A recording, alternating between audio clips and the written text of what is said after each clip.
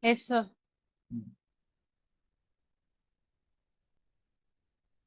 Please present in the next one. Yes, sir. Today topic is physiology of neuromuscular transmission and methods of monitoring it. Regarding the physiology, it consists of a motor neuron and a muscle fiber which innervates it. The motor neuron and muscle fiber together is called as a motor unit, and the motor neuron which controls the skeletal muscles are long cells with bodies in the ventral horn of spinal cord, and their axons are myelinated. And the motor end plate is a small specialized area of the muscle which is rich in acetylcholine receptors. There are around 1 to 10 million acetylcholine receptors at each end plate. And on nerve impulse stimulation, there is a release of acetylcholine into the synaptic cleft, and this activates the postsynaptic receptors, which in turn causes depolarization and contraction of the muscle fiber. And regarding the acetylcholine synthesis, it is synthesized in the presynaptic terminal from the substrates choline and acetate, which is catalyzed by the enzyme choline acetyltransferase, which in turn metabolized at the neuromuscular junction into choline and acetate, and the choline part is taken up into the nerve terminals by a carrier-mediated facilitated transport mechanism. And there are different pools or vesicles of acetylcholine in the nerve terminal, and they have variable availability for release. 1% of the vesicles are required for maintenance of the neurotransmitter release, and 80% of acetylcholine is in the form of reserve pool, which is released in response to the nerve impulses. Each vesicle contains approximately 12,000 molecules of acetylcholine. Acetylcholine is loaded into the vesicles by an active transport process in the vesicle membrane involving a magnesium-dependent proton pumping ATPase. And the release of acetylcholine is either spontaneous or in response to the nerve impulses. And random miniature in-plate potentials are detected in 0.5 to 1 millivolt in the absence of an axon potential. And the nerve impulse, upon reaching the nerve terminal, calcium channels in the terminal membrane are opened, and the calcium ions enter, which in turn causes synchronous release of the contents of 50 to 100 vesicles, which causes docking, which in turn requires docking at specialized zones. And once the contents in the vesicles are discharged, these acetylcholine is rapidly refilled from the reserve stores. And the reserve vesicles are anchored to the actin fibrils in the cytoskeleton by vesicular proteins called synapsins. Some of the calcium ions enter the axoplasm on arrival of the nerve impulse, which binds to the calmodulin, which in turn activates the protein kinase 2, which phosphorylates the synapsin and which causes the vesicle to move and dock with the release site. Acetylcholine release and receptor stimulation in response to a nerve action potential is a stimulus is required as greater than to elicit a single muscle fiber contraction. And the acetylcholine receptors are of three types: pre-junctional receptors, post-junctional receptors, and extra-junctional receptors. Pre-junctional receptors are in the form of nicotinic receptor, which control an ion channel specific for sodium, which is essential for synthesis and mobilization of acetylcholine. These pre-junctional receptors are blocked by D-tubercularine, which results in fade and exhaustion. It is also blocked by aminoglycosides and polymyxin antibiotics. And post-junctional receptors are of nicotinic type, which is made up of 5 protein subunits, which is alpha, beta, gamma, delta, and epsilon. All receptors is subdivided into 2 alpha and 1 delta, beta, and gamma subunit. And epsilon subunit. In fetus, the epsilon subunit is replaced by the gamma subunit, and the 5 transmembrane ion channels bind to the acetylcholine receptors, which in turn causes a conformational change in the proteins of the alpha subunit, which causes opening of the ion channel. The potassium ions in turn leak out of the cell, and 2 sodium ions move into the cell, which causes a depolarization and causes action potential, and in turn causes the muscle contraction.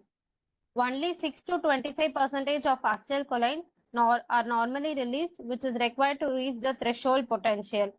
Activated acetylcholine receptor opens for only 1 millisecond, which acts as a switch which is closed until the acetylcholine binds to 2 alpha binding sites, which then the receptor snaps open and the current passes.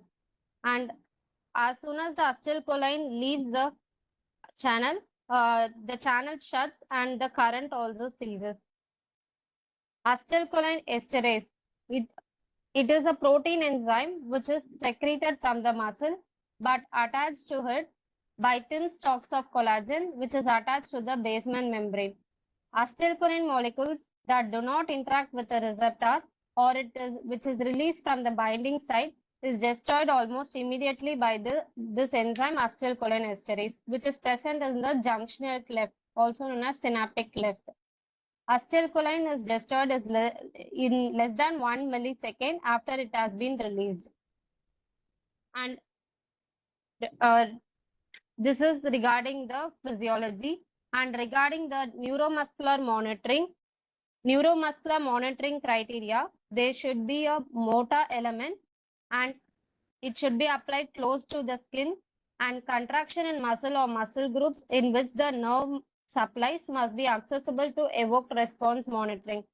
And which conditions the neuromuscular monitoring are required are in cases of prolonged infusions of neuromuscular blocking drugs or long-acting neuromuscular blockers as used in ICUs, and in cases of prolonged duration of anesthesia using muscle relaxants, and in cases of respiratory disease, morbid obesity, and in case of cardiac failure, tachyarrhythmias, liver dysfunction, renal dysfunction, and neuromuscular disorders such as myasthenia gravis and Lambert-Eaton syndrome, and in surgeries like neurosurgery and vascular surgery and the thoracic cavity surgeries. And the methods of neuromuscular blockade are mechanomyography, which is the measurement of evoked mechanical response of the muscle. Most commonly used is adductor pollicis muscle for testing the ulnar nerve, which is the gold standard method of neuromuscular blockade. Other methods are electromyography, which is the measurement of evoked electrical response of the muscle. Acceleromyography, which is the measurement of acceleration of muscle response.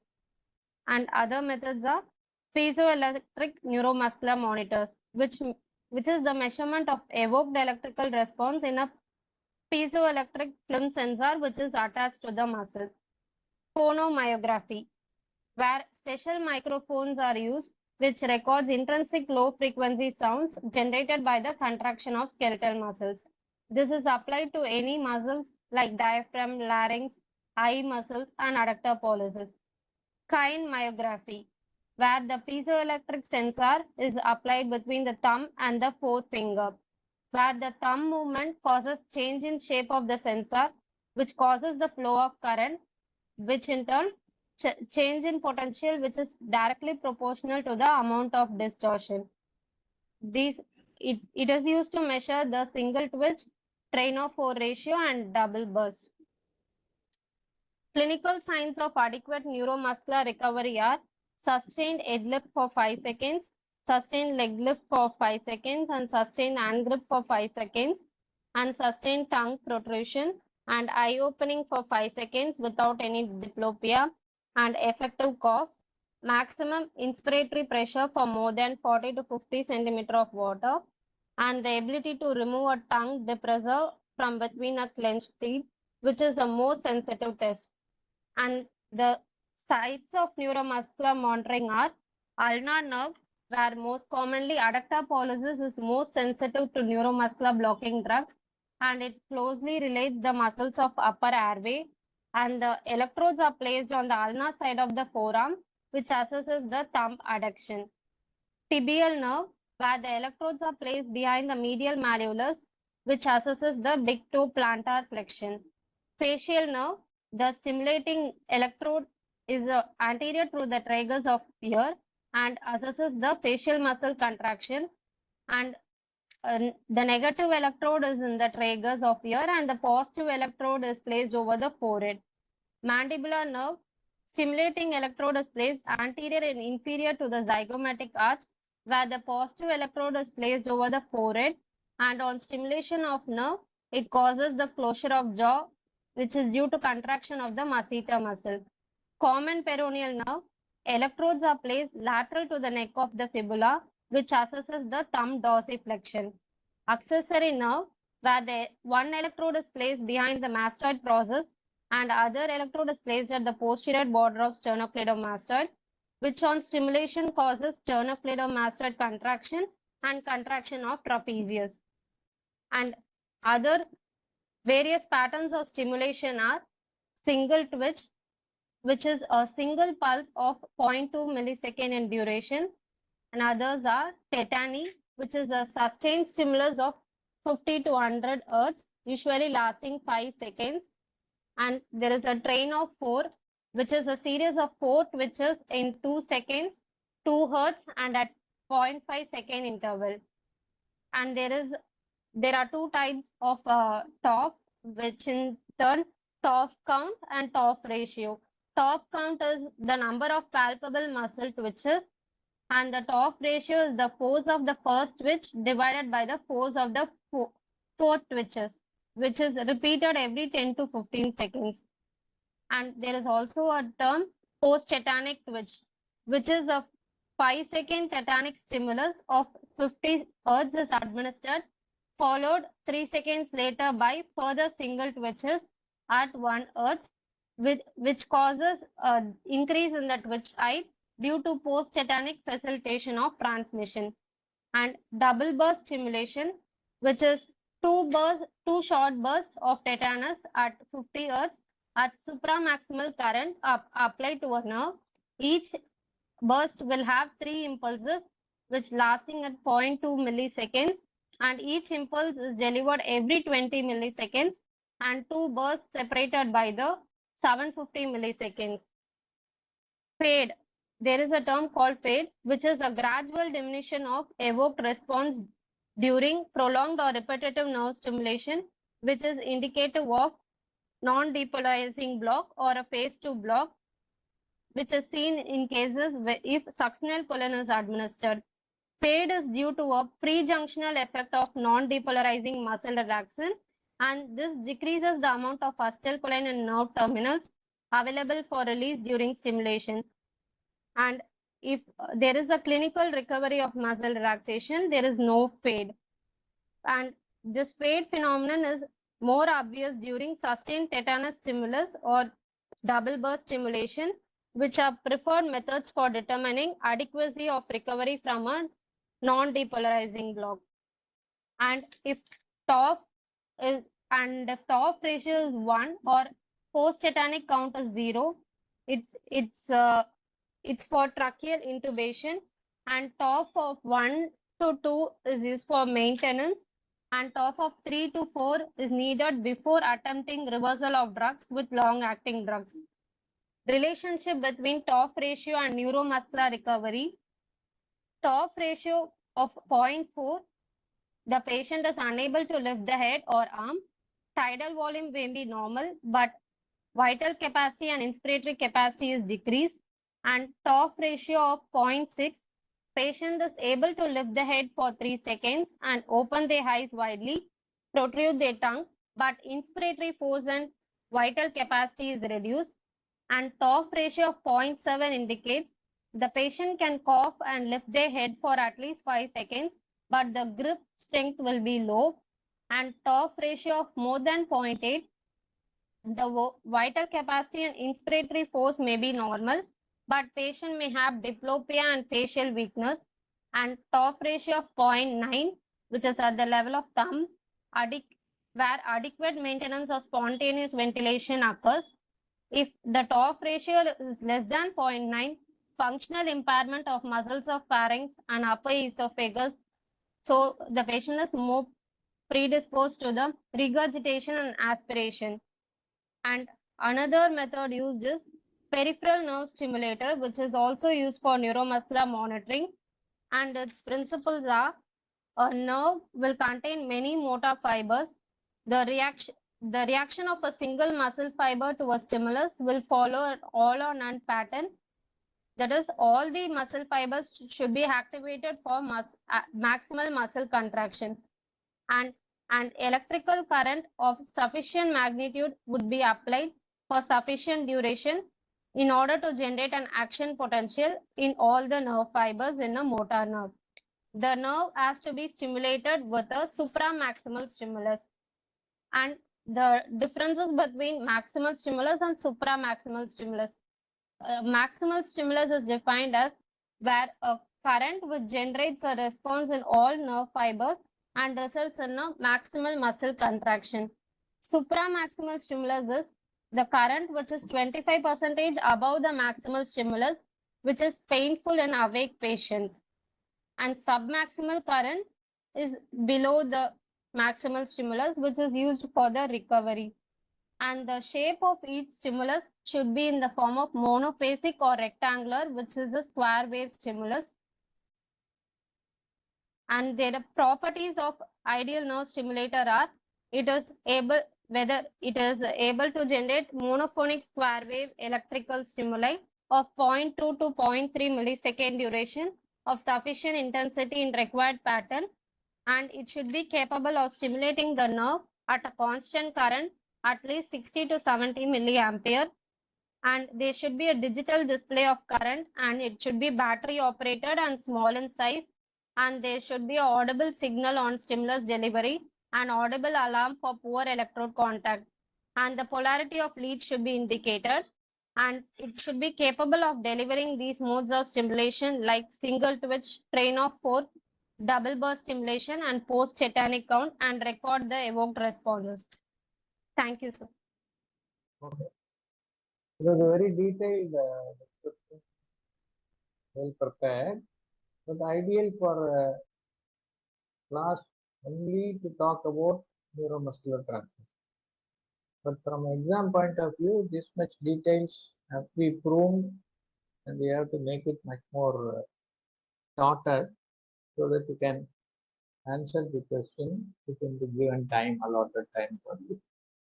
But from Yes, sir. knowledge point of view, for us beginners, it will be helpful to all those listening to this detailed description. But without a visual effect of what is exactly being spoken, it will be very difficult to understand just what you are reading out from what you have prepared. Listening to this sort of elaborate descriptions may not be well understood if you don't see what actually you mean by all these descriptions. One question I want to ask you is, you talked about the acetylcholine release at the neuromuscular junction from the presynaptic area, which is the nerve terminal. How does the stimulus come to the nerve terminal, first of all? Now, where does that stimulus get originated, come to the neuromuscular junction? Which nerves will supply a muscle, motor nerve or sensory nerve? Motor nerve.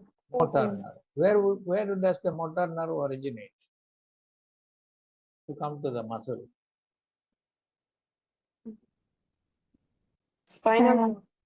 Ventral Which horn of part of spinal spinal cord. cord? Ventral horn of spinal cord. Ventral horn of spinal cord. Okay, so dorsal horn or ventral horn of the spinal cord is where the nerve cell originates. Okay, and how does the stimulus from there travel to the nerve terminal? Is it with acetylcholine help or without acetylcholine help?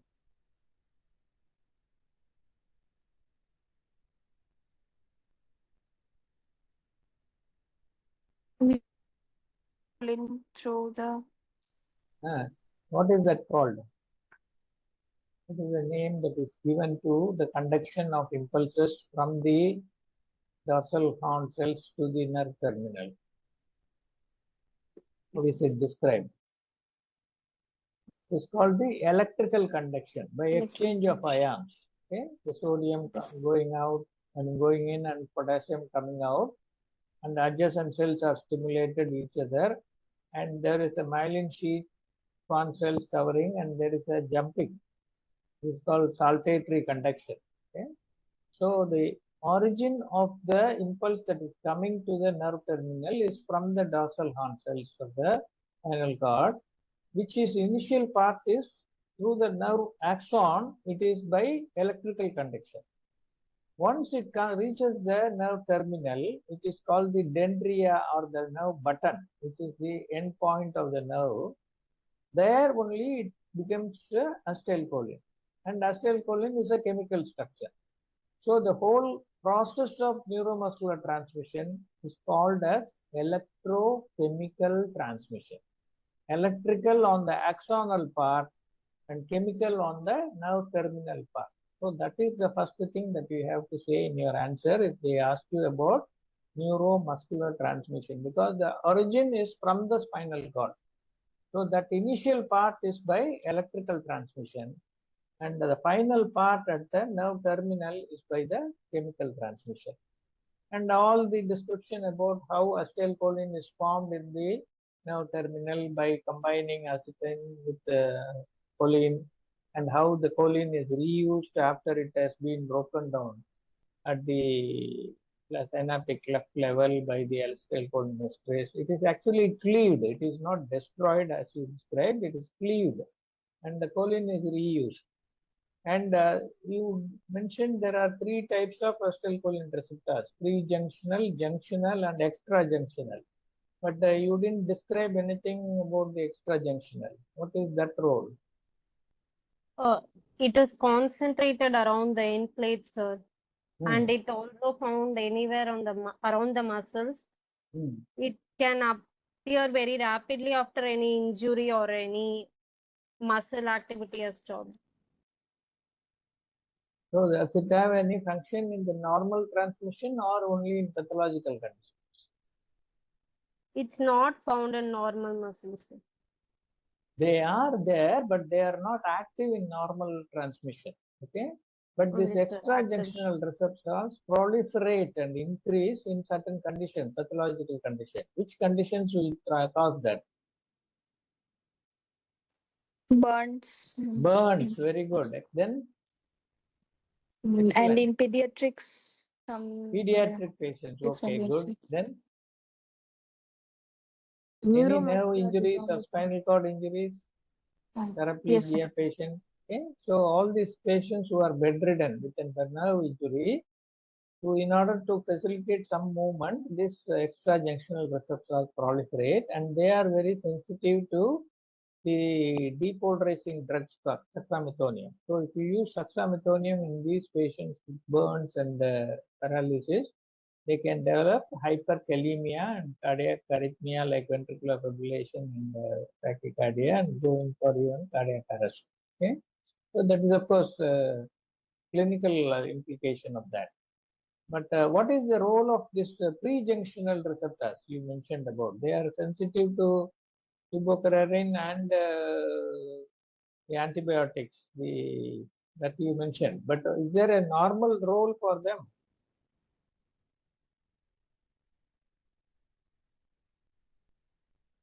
They act like feedback mechanisms.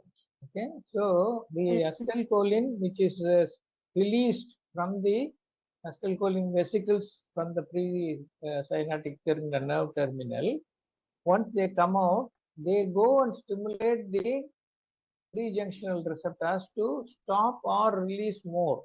So it is like a feedback mechanism in any hormone. Okay, so that is the role of that pre-junctional acetylcholine receptors to control the further release of acetylcholine. Otherwise, what will happen? All the time, acetylcholine will be going on getting released. So that has to be stopped.